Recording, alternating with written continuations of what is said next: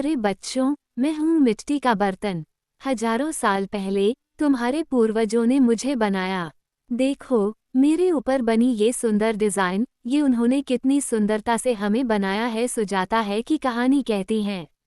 मेरी सतह पर जो निशान हैं, वे बताते हैं कि वे मुझमें क्या पकाते थे, दाल, चावल या शायद कोई और अनोखा पकवान। क्या तुमने कभी सोचा है कि मैं इतने सालों तक जमीन के नीचे कैसे बचा रहा? चारों ओर पत्थर बिखरे हुए हैं और बीच में एक टूटा हुआ मंदिर है। खंडहर कहता है, मैं तुम्हारे पूर्वजों का घर हूँ। मैं गवाह हूँ कि कैसे वे मिलकर रहते थे। ये मेरे टूटे हुए खंभे बताते हैं कि मेरे अंदर कभी लोग हंसी खुशी से रहते थे। ये पत्थर की सीढ़ियाँ बताती हैं कि यहाँ राजा और रानी का राजदरबार लगता था। क्या तुम मेरी कहानी सुनोगे? अब हम पहुँचते हैं एक छोटे से खजाने के पास, जहाँ ढेर सारे प्राचीन सिक्के चमक रहे हैं।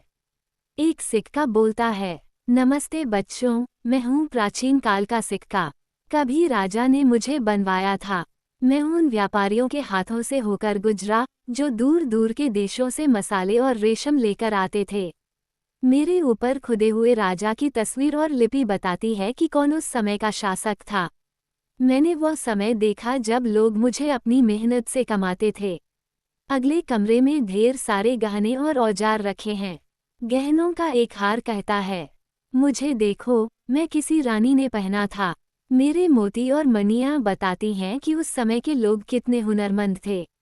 वहीं एक कुल्हाड़ी बोल पड़ती है, मैं औजार हूँ जिसने उनके खेतों में अनाज उगाने में मदद की।